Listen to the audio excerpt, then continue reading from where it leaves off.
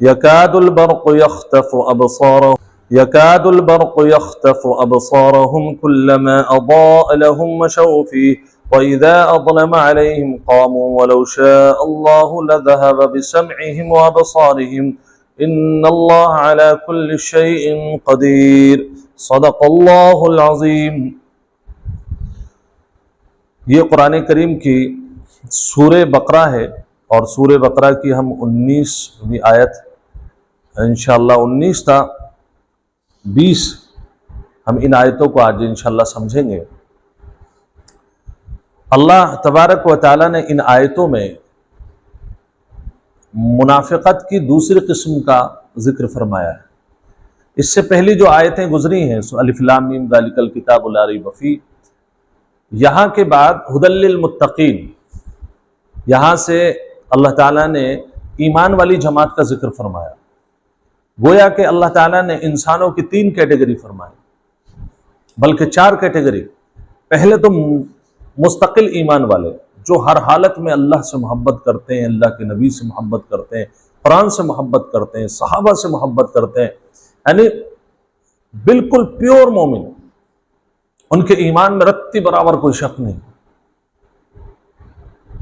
फिर उसके बाद अल्लाह तबारक व तआला ने दूसरी किस्म का जिक्र फरमाया। दूसरी किस्म है anti Muslim, pure anti Muslim, anti Islam, anti Muslim, अल्लाह के बागी, रसूलुल्लाह के बागी, कलामुल्लाह से नाउजुबिल्लाह नफरत करने वाले, अल्लाह के नबी से नफरत करने वाले, उन लोगों का जिक्र फरमाया। सवाउन अलैहिम अअंज़रतहुम अम लम तुंज़िरहुम ला युमिनून। और उसके बारे में ये भी फरमा दिया ख़तमल्लाहु अला क़ुलूबिहिम व अला समइहिम व अला अबसारिहिम ग़िशावा, कि अब इनको हिदायत भी नहीं मिलने वाली है। इनके गुनाह अल्लाह के सिलसिले में, अल्लाह से नफरत, कुरान से नफरत, दीन से नफरत, इनकी इतने दर्जे को पहुंच चुकी है कि अब हम इनको ईमान देने वाले नहीं। तो ईमान वालों के एक तो प्योर ईमान वालों का जिक्र, फिर उसके बाद प्योर कुफ्र वाले जिनका जाहिर बातिन सब इस्लाम के खिलाफ और इस्लामी दुश्मन कह लीजिए आप। तीसरी किस्म जो बयान फरमाई, तीसरी और चौथी, ये मुनाफिकों के सिलसिले में। मुनाफिक का मतलब मैंने पिछले दर्स में भी अर्ज किया था, अगर आपको वो चाहिए तो मौजूद है, पहले यूट्यूब पर सर्च कर सकते हैं उसको, दर्स नंबर 6 में।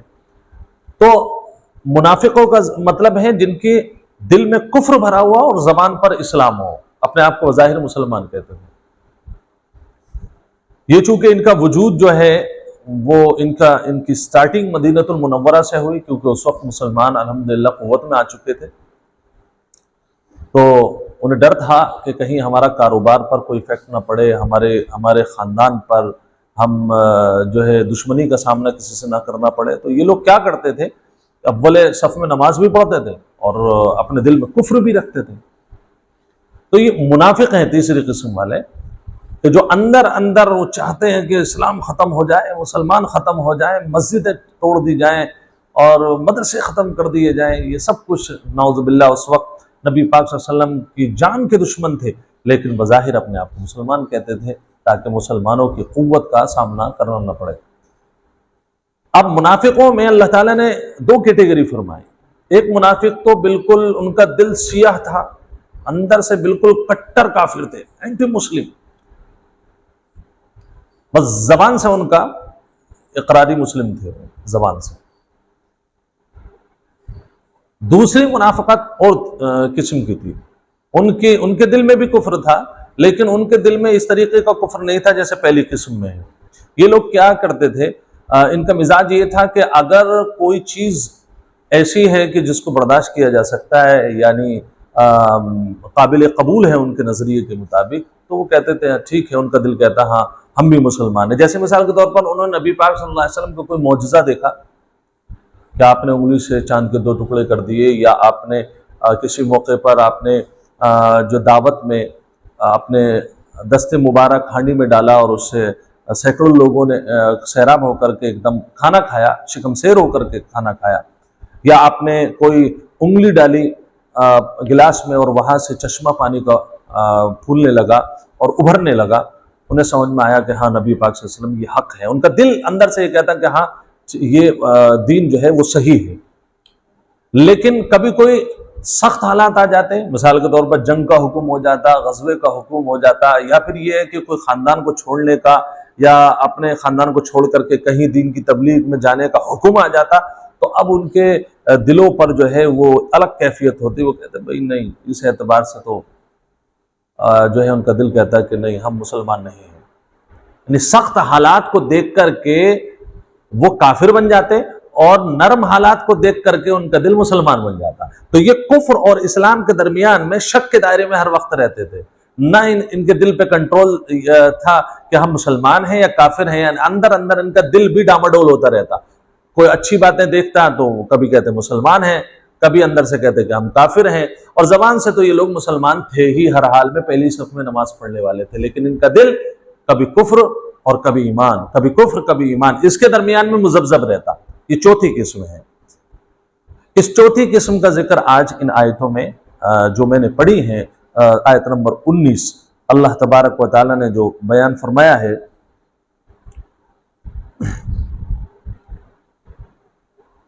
आयत नंबर 20, यकादुल बर्क़ यख्तफ़ु अबसारहुम कुल्लमा अज़ाअ लहुम मशौ फ़ीह, के करीब था कि बिजली उनकी बसारत को, उनकी आंखों को उचक लेती। कुल्लमा अज़ाअ लहुम, जब भी उनके इर्द गिर्द रोशनी होती तो वो उसमें चलने लगते, और जब उनके इर्द गिर्द तारीकी होती तो वो खड़े हो जाते। वलौ शाअ अल्लाहु, और अगर अल्लाह चाहता और अगर अल्लाह चाहे तो उनके बिसमइहिम, उनके कानों को यानी उनकी समाअत को, अबसारहिम, और उनकी बसारत को ख़त्म कर दे। मिसाल ये दी है इन जो कुफ्र और ईमान के दरमियान में जिनका दिल डामाडोल होता रहता था, उन लोगों की मिसाल अल्लाह ने दी जैसे कि बिजली, यानी बरसात का मौसम है, रात का वक्त है, अंधेरा छाया हुआ है, आदमी चलने की आगे कोशिश कर रहा है लेकिन घटा टॉप अंधेरा है, नहीं चल पा रहा। ऐसे में बिजली ऊपर से चमकती है तो बंदे को रोशनी मिलती है और वो आगे चलने लगता है। लेकिन जैसे ही रोशनी आसमान की बंद होती है, बिजली बंद होती है, तो फौरन फिर वही घटाटोप अंधेरा आ जाता है और वो रुक करके खड़ा हो जाता है।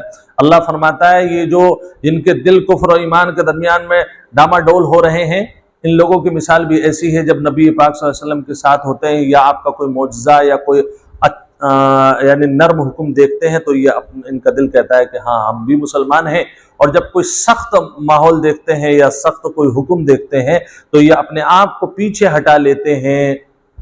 तो ईमान की रोशनी इनके दिलों से हट जाती है और ये जो है कुफ्र वाले रास्ते पर चल पड़ते हैं। अल्लाह फरमाता है कि देखो अगर अल्लाह चाहे तो सुनने और देखने की बसारत भी ख़त्म कर देगा, इसलिए अल्लाह ने अगर आँख और कान दिए हैं तो उनका सही इस्तेमाल कीजिए। इन्नल्लाह अला कुल्लि शैइन क़दीर, बिलाशुबा अल्लाह तबारक व तआला हर चीज़ पर कादिर है। तुम ये ना समझो कि आज आपकी आँखें हैं तो हमेशा रहेंगी, कान हैं तो हमेशा रहेंगे। इनका अल्लाह देना भी जानता है और लेना भी जानता है। अगर आप आँखों से रोशनी देख करके उसमें बरसात के मौसम में आगे जैसे चलने की कोशिश करते हैं तो आपको ये चाहिए, उस मिसाल दी है उन मुनाफिकों को कि आप कभी रुक जाते हैं, कभी चल जाते हैं, कभी मुसलमान हो जाते हैं, कभी काफिर हो जाते हैं। ये जो बीच का जो आपका मामला है इसको ख़त्म कर दीजिए। अल्लाह को ये मुसलमान भी पसंद नहीं है जो अच्छे नरम हालात में तो अपने आप को मुसलमान गर्दाने और जैसे ही कोई सख्त हालात आ जाए उम्मत पर तो वो शक और शुबह के दायरे में आ जाए, साहब ऐसा क्यों हुआ, हमें भी लगता है इस्लाम में कोई कमजोरी है, फलाना फलाना फलाना लोगों की और मीडिया के चक्कर में आ जाते हैं। तो फरमाया ऐसे लोगों के ईमान की अल्लाह को ज़रूरत नहीं है। अल्लाह को तो उन मोमिनों से मोहब्बत है जो नरम हालात में भी अल्लाह से मोहब्बत करते हैं और सख्त हालात में भी अल्लाह से मोहब्बत करते हैं, क्योंकि अल्लाह का दीन ऐसा नहीं है कि कभी मान लो कभी छोड़ दो। अल्लाह को प्योर दीनदार लोग चाहिए। ये तो अल्लाह ने उन लोगों को समझाया। आज इन आयतों को अपने मुआशरे में ज़रा सामने रख कर के अपने मुआशरे का जायजा लें। हमारा हाल भी ये चौथे कैटेगरी के जो लोग हैं यानी मुनाफिकों की जो दूसरी कैटेगरी है जो नरम अहकामात पर अमल करती और सख्त अहकामात को छोड़ देती, हमारा हाल भी जैसा ही है। आप जायजा ले लीजिए। अगर कोई आदमी नमाजी है उसके सामने नमाज की आप बात करें बहुत खुश होगा। नमाजी तो है लेकिन वो ज़कात नहीं देता। अगर आप उसके सामने ज़कात की बात करेंगे तो कहेगा मौलाना अब ज़कात की बात ज़्यादा ना छेड़ा कर। हाँ ठीक है, देखेंगे, दे देंगे, हिसाब लगाएंगे, और हमारे हाथ से तो चला ही जाता है, बहुत ज़्यादा चला जाता है। अच्छा, ये तो एक नर्म बात हो गई। मैं इससे आगे बढ़ करके कहता हूं, किसी जगह पर एक आदमी नमाज भी पढ़ता है और शराब भी पीता है। नमाज की बात करेंगे वो खुश होगा, सदकात की बात करेंगे खुश होगा, लेकिन जैसे ही आपने शराब की नहुसत को बयान करना चालू कर दिया, समझ लीजिए वो कल से आपके बयान में आना बंद कर देगा। और ये कहे, कोशिश करेगा, बोले भाई इन खतीब साहब को यहाँ से हटाओ, मुफ्ती साहब को हटाओ, इन इमाम साहब को हटाओ, ये तो जो है शराब पर बयान कर रहे हैं। और कुछ लोग ऐसे भी होते हैं, वो बुला करके समझाते हैं, उनके बस की बात नहीं होती हटाना, तो कहते भी साहब इस तरीके के बयान ना किया करें, हमें बड़ी शर्मिंदगी होती है। भाई शर्मिंदगी होती है तो इमाम साहब को क्यों समझा रहा, आप खुद समझना, उसको छोड़ दे। तो ऐसे ही कई जगह पर यह तजर्बा हुआ, अगर कोई लोग सूद के मामले में मुलव्वस हैं और आप सारे मौजूद पे बयान कीजिए, वो सुनेंगे, लेकिन जहां सूद के मौजू पर आपने बयान करना चालू किया कि भाई आप ये सूद का काम छोड़ दीजिए, लेन देन छोड़ दीजिए, सुनारों से ताल्लुकात सूद की बुनियाद पर छोड़ दें, पैसा उठाना छोड़ दें, तो वो सूद नहीं छोड़ेगा, मौलाना को छोड़ देगा, मौलाना को छोड़ देगा। वो वजह उसकी ये है, और वो समझाने की भी कोशिश करें, मौलाना सब बातों पर आप मुफ्ती साहब बयान कीजिए, लेकिन इस मौजू को बार बार क्यों लेते हैं आप, वक्त की ज़रूरत है, हम भी समझते हैं इस बात को, क्या किया जाए, बगैर उसके लोन के तो हमारा काम ही नहीं चलेगा, हम आगे तरक्की कैसे करेंगे। अल्लाह के बंदे, कोई शरई उज़्र अगर आपके पास है तो उलमाए दीन से कभी पूछा आपने, मुफ्तियान इकराम से कभी पूछा कि इस मामले में हमारे दीन की हमारी रहबरी क्या है, कुरान की रहबरी क्या है। तो ये अलमिया है हमारे लिए, ये आयतें अगर आप समझ रहे हैं कि मदीने के मुनाफिकों के लिए हैं तो आप गलत हैं। अल्लाह ने क़यामत तक के लिए कुरान नाजिल किया है, और ये इन आयतों के एतबार से हमारा अक्सर मुआशरा मुनाफिक है, अमली एतबार से, कि जो ये कहता है कि जो बुराई मैं कर रहा हूं बस उसके खिलाफ अगर कोई आयतें हैं तो मैं नहीं मानूंगा, और जो मैं नेक काम कर रहा हूं उसके मुताबिक अगर कोई हुक्म है तो आप बयान करते रहिए, मैं उसको सुनूंगा। तो आप मुसलमान कब हुए, मोमिन कब हुए? मोमिन तो वो है जो अल्लाह और उसके रसूल सल्लल्लाहु अलैहि वसल्लम के दीन को मानता है। अगर वो पहले से करोड़ों को भी कारोबार कर रहा है और अब तक उसे पता नहीं था और आज उसे पता चल गया कि मेरे कारोबार में ये खामी है, मेरे अल्लाह ने, मेरे नबी ने मना किया है, तो अल्लाह कहता है, और ये अल्लाह का बंदा मोहब्बत में वो करोड़ों रुपए को आग लगा देगा। ये ईमान होना चाहिए, ऐसा ईमान अल्लाह को पसंद है। बड़ा अलमिया है। अल्लाह तबारक व तआला हमें जो गुनाह हम कर रहे हैं उनसे बचने की तौफीक नसीब फरमाए, और जो मीठे बयानात हैं उन्हें भी सुनने की तौफीक दे, और जो कड़वे बयानात हैं लेकिन हक़ हैं, कुरान और सुन्नत की रोशनी में हैं, उनसे भी आप किनारा कशी ना करें। हो सकता है बैठिए आप, आज नहीं तो कल अल्लाह हिदायत दे दे, और अल्लाह निफाक से पूरी उम्मत की हिफाजत फरमाए। अल्लाह फरमाता है कि देखो छोड़ दोगे तो अच्छा है मुनाफ़क़त, नहीं छोड़ोगे तो इन्नल्लाह अला कुल्ली शैइन क़दीर, बिलाशुबह अल्लाह ताला हर चीज़ पर कादिर है। जो अल्लाह तुमने तुम्हें कारोबार दिया है, जिसकी बुनियाद पर तुम अल्लाह के नाफरमान हो रहे हो, कहीं ऐसा ना हो अल्लाह उसको बर्बाद कर दे, क्योंकि अल्लाह से बड़ा इंतकाम लेने वाला और अल्लाह से ज़्यादा कुदरत वाला कोई नहीं है। अल्लाह ताला इन आयतों को समझने की तौफीक नसीब फरमाए।